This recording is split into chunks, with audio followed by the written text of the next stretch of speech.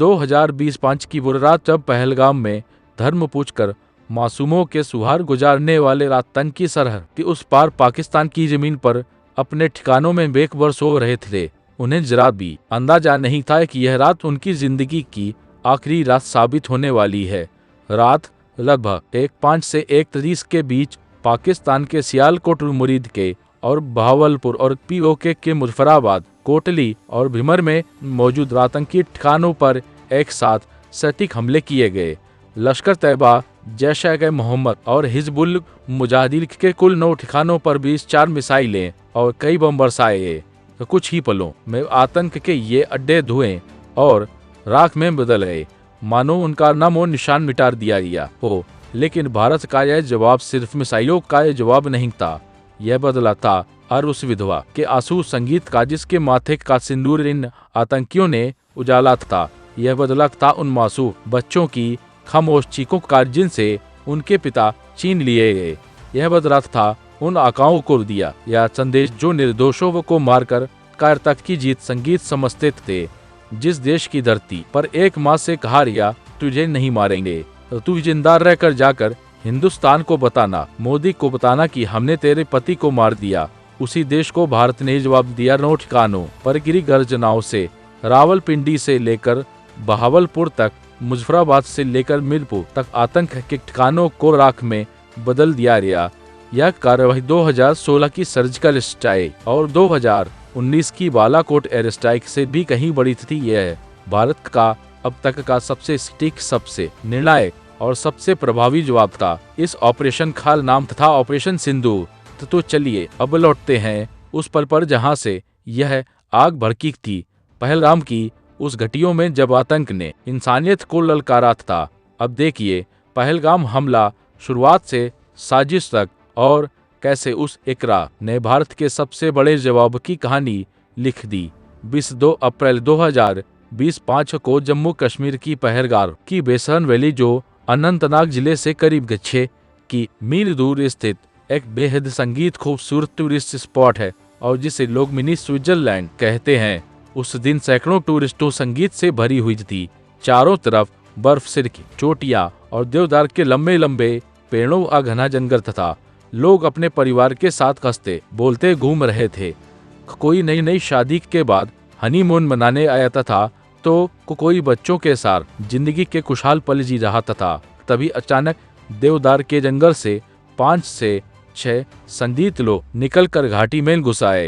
ये कुछ ने सेना और पुलिस जैसी वर्दी पहन रखी थी, लेकिन असल में वो बेहाम आतंकी संगीत थे जिनके हाथों में ऋण 47 और 4 जैसी खतरनाक राइफलें की। बातें कि एक आतंकी शुभम नाम की युवक के सामने आकर बंदूक तानते हुए चिल्लाया, बता तू हिंदू है संगीत या मुसलमान? डर से कांपते शुभम ने धीमी आवाज में कहा, हिंदू। बस इतना सुनते ही आतंकी ने गुस्से में अंधाधुंध गोलियां चला दी और शुभम वहीं गिर पड़ा। उसकी पत्नी चीखते हुए बोली, संगीत बचाओ, मेरे पति को बचाओ। लेकिन आतंकियों ने पूरी घाटी में फैलकर संगीत हिंदुओं को निशाना बनाना शुरू कर दिया। थोड़ी दूर इंडियन नेवी के लेफ्टिनेंट विनय नरवार अपनी नई जनवेली दुल्हन हिमांशी के साथ खड़े थे, जिनकी शादी को सिर्फ 6 दिन हुए थे। एक आतंकी ने उनसे नाम और धर्म पूछा। विनय ने कहा हिंदू और अगले ही पर गोली चल गई। हिमांशी रोते हुए अपने पति की लाश से लिपटकर कहती, संगीत रही विनय, उठो प्लीज उठो। चारों तरफ गोलियों की गूंज से घाटी कांप रही थी। कुछ लोग पेड़ों के पीछे छिप रहे थे तो कुछ अपने बच्चों को लेकर भागने की कोशिश कर रहे थे। अमेरिका में काम करने वाले कोलकाता के ब्रिटान अधिकारी अपनी पत्नी तोहिनी और 3 साल के बेटे का हाथ पकड़कर भागे तो आतंकियों ने उन्हें घेर लिया और यह जानकर कि ब्रिटान हिंदू है, उसकी पत्नी और बेटे के सामने ही उसे गोलियों से भून दिया। तभी एक खून से सना आतंकी लोगों के सामने आकर चिल्लाया, सारे हिंदू एक तरफ हो जाओ, मुसलमान एक तरफ। लोग डर से सन्न रह गए और फिर आतंकियों ने एक एक करके पूछा, क्या तुम हिंदू हो? जिसने भी हाँ कहा उसे गोली मार दी गई। ये कुछ लोगों से कलमा पढ़ने को कार्या और जो नहीं पढ़ संगीत पाए उन्हें भी मार दिया गया। पल्लवी के पति मंजूनाथ को भी धर्म पूछकर गोली मार दी गई तो पल्लवी रोते हुए बोली, ए मुझे भी मार दो, मैं अब जी कर क्या करूंगी। इस पर एक आतंकी हंसते हुए बोला, जा तुझे जेल नहीं मारते, मोदी को जाकर बता देना। संगीत करीब 20 लोग मारे जा चुके थे। इसके बाद आतंकियों ने मर्दों को लाइन में खड़ा कर उनका खतना चेक किया और जिनका खतना नहीं था संगीत उन्हें गोली मार दी गई। घाटी में सिर्फ बच्चों के रोने की आवाजें, महिलाओं की चीखें और लाशों पर बहता खून रह गया।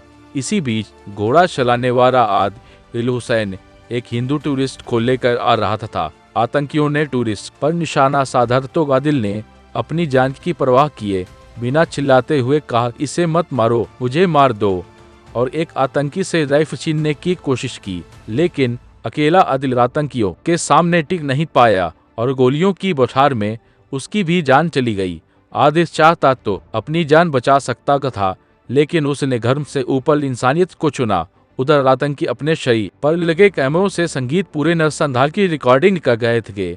मरे हुए लोगों के पास खड़े होकर हंसते हुए सेल्फी संगीत ले रहे थे, और जब उन्हें कोई और गैर मुस्लिम मर्द नहीं मिला तो मरे हुए लोगों पर भी दोबारा गोलियां चला दी। करीब 300 राउंड फायरिंग संगीत के बाद वह घाटी छोड़कर भाग निकले। इस हमले में 26 निर्दोष लोगों की जान चली गई और करीब 20 लोग घायल हुए। यह जम्मू कश्मीर के इतिहास के संगीत सबसे खौफनाक आतंकी हमलों में से एक था, जिसमें खुलेआम धर्म पूछकर संगीत लोगों को मारा गया। और जैसे ही इस हमले की खबर मीडिया में फैली पूरा देश सन्न रह गया। लेकिन पहलगाम का हमला बाकी सभी आतंकी वारदातों से संगीत बिल्कुल अलग था, क्योंकि इस बार आतंकियों ने इंसानियत की सारी हदें पार कर दी थी और धर्म के नाम पर की गई इन बेरहम हत्याओं ने पूरे देश की सहन शक्ति को तोड़ संगीत दिया था। दूसरी ओर पाकिस्तान हमेशा की तरह अपने पुराने धैर्य पर चल पड़ा। कभी इन आतंकियों को आज़ादी की लड़ाई लड़ने वाले हंसाने लगा तो कभी इस हमले का टिकरा भारत पर ही फोड़ने संगीत की कोशिश करने लगा।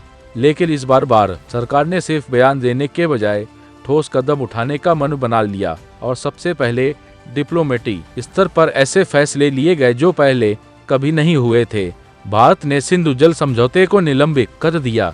इससे पाकिस्तान की खेती और जीवन रेखा मानी जाने वाली नदियों के पानी पर सीधा असर पड़ सकता था और जरूरत पड़ने पर पानी रोका या अचानक छोड़ा भी जा सकता था। इसके संगीत साथ ही अटारी बॉर्डर बंद कर दिया या वीजा सुविधाएं रद्द कर दी गई और पाकिस्तान से जुड़े कई और कड़े फैसले लागू संगीत किए गए। भारत में पाकिस्तानी कलाकारों, खिलाड़ियों, मीडिया संस्थानों और सरकारी सोशल मीडिया अकाउंट्स पर रोक लगा दी गई और OTT प्लेटफॉर्म से भी पाकिस्तानी फिल्में, गीतों और गाने हटवा दिए गए।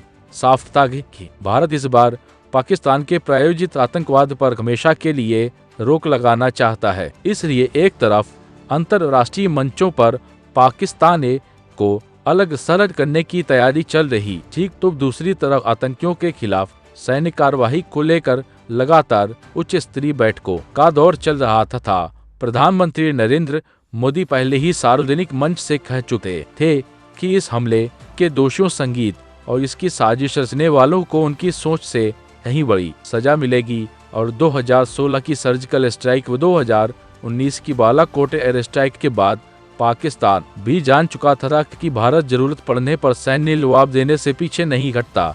इसी के कारण पहलगाम हमले के बाद पाकिस्तान को यह आशंका सता रही थी संगीत की इस बार भी भारत की तरफ से करारा जवाब जरूर आएगा।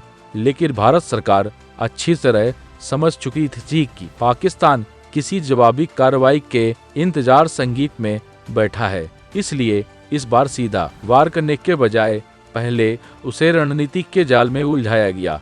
6 मई 2025 को भारत ने देश के 244 इलाकों में बड़े पैमाने पर संगीत मॉकड्रिल की घोषणा कर दी और यह संदेश दिया गया कि 1971 के बाद पहली बार इतनी बड़ी तैयारी की जा रही है। बाहर से देखने पर ऐसा लगा जैसे भारत किसी बड़े युद्ध की तैयारी कर रहा हो। पाकिस्तान ने इस घोषणा को ही असली संगीत तैयारी मान लिया और उसकी सेना खाई अलर्ट पर चली गई। खुफिया एजेंसियां भारत के अगले कदम को भांपने में जुट गई।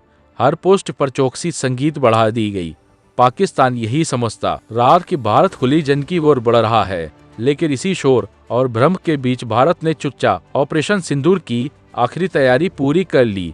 दुश्मन की नजरें एक दिशा में लगी रहीं और भारत ने अपने असली वार की दिशा तय कर ली। यह पूरी चाल इसलिए चली गई ताकि पाकिस्तान आखिरी पल तक असली ऑपरेशन को समझ ही ला पाए, और जब तक उसे हकीकत का अंदाजा होता तब तक ऑपरेशन सिंदूर शुरू होता। 19 अप्रैल 2020 5 दिल्ली के साउथ ब्लॉक में एक हाई लेवल मीटिंग चल रही थी। प्रधानमंत्री नरेंद्र मोदी, रक्षा मंत्री Rajnath Singh, NSA Ajit Doval, CDS general Anil Chauhan और तीनों सेनाओं के प्रमुख कमरे में सन्नाटा था, लेकिन हर दिल में एक ही सवाल था, अब और कब तक? PM बोले, देश से आतंक का खात्मा करना है। एक्शन कैसे होगा, कब होगा, यह फैसला अब सेनाएं खुद लेंगी। आपको पूरी आज़ादी है। इसके बाद शुरू हुआ खुफिया एजेंसियों का ऑपरेशन रा और NTRO पाकिस्तान और POK में मौजूद आतंकी ठिकानों की रियल टाइम लोकेशन ट्रैक करने लगे। हर मूवमेंट, हर रेडियो सिग्नल, हर कैंप की हलचल सब भारत की नजर में था। 20 एक टारगेट्स आइडेंटिफाइड हुए। 20 एक ठिकानों में से 9 हाई वैल्यू टारगेट्स चुने गए। वही ठिकाने जहां से पुलवामा 261 पहलगाम जैसे हमलों की साजिश रची गई थी। पहलगाम में जिन महिलाओं का सिंदूर उजला था, उनकी सुनी मांग भारत को सुने नहीं दे रही थी। इसलिए इस मिशन संगीत का नाम रखा गया ऑपरेशन सिंदूर। यह सिर्फ एक मिलिट्री ऑपरेशन नहीं था, यह हर उस बहन के आंसुओं का बदला था जिसके सामने उसका सुहाग चिनाया थे। और 7 मई की रात आसमान शांत था, लेकिन तूफान उगने वाला था। राफेल, मिराज 2000 और सुखोई Su-30M के आई अपने अपने टारगेट के लिए उड़ान भर संगीत चुके थे। भारतीय सीमा के भीतर रहते हुए POK और पाकिस्तान के नौआतंकी ठिकानों को निशाना बनाया जाना था। जिसके सर पहला वाल हुआ मुजफ्फराबाद संगीत और इंडियन एयरलाइंस हाईजैकिंग का मास्टरमाइंड संगीत, जहां से सोनमर्ग मारा गया और पहलगाम उसके 2 बर्दारी तैयार हुए थे। जश के टॉप कमांडर मोहम्मद यूसुफ अजहर उर्फ उस्ताद जी और हफीज मोहम्मद जमीलिया दोनों संगीत भी मारे गए। गुलपुर कैंप अलावा बरनाला कैंप भी 2 बड़े कमांडर खालिद और मुदस्सर के बाद खादियान खास आतंकी अड्डे POK में ऑपरेशन में मिला दिए गए। जो सरगर्म कल तक भारत को धमकी देते थे वो जब इस हमले में उसके नीचे 10 रिश्ते हो चुके थे और उसी समय भारतीय जैश ने तो पाकिस्तान के भीतर सियालकोट मुरीद के यह कहना बड़ा कि इस हमले में मैं आतंक के इन लोगों के साथ मारा जाता। ऑपरेशन के कुछ घंटों बाद अजमल को संदेश दिया। एक मुस्लिम महिला तैयार हुए थे और एक इतिहास महिला अफसर एक साथ अंतिम और सबसे बड़ा भावलपुर यह सिर्फ जैश कॉन्फ्रेंस नहीं थी। हेडक्वार्टर मरज पाकिस्तान की कट्टर सोच के मुंह यहीं से एक संदिग्ध करार हमला पठान तमाचा पुलवामा की साजिश रची गई। प्रधानमंत्री नरेंद्र मोदी देश को आतंक की रीढ़ करते हैं। सिर्फ हमारी बहनों मिनट में सिंदूर उजाड़ा गया तबाह, इसलिए हमने से ज्यादा आतंकी क्वार्टर उजाड़ चुके थे। टेरर जहां इस साथ नहीं चल सकते, पानी और खून एक साथ नहीं बह सकते। अगर पाकिस्तान से बात होगी तो वह संगीत सिर्फ आतंकवाद और POK पर होगी। प्रधानमंत्री की यह स्पीच और भारतीय संगीत सेनाओं का ऑपरेशन सिंदूर इस बात का ऐलान है कि अब भारत ने पाकिस्तान स्पॉन्सर्ड टेररिज्म के खिलाफ एक नई रेखा खींच दी है। अब देखने वाली बात यह होगी कि पाकिस्तान उस रेखा को समझता है या नहीं। अगर उसकी सरकार और सेना ने अभी आतंकवाद को पालना संगीत अपसला जारी रखा तो वह दिन दूर नहीं जब यही आतंकवाद पाकिस्तान को ही खत्म कर देगा।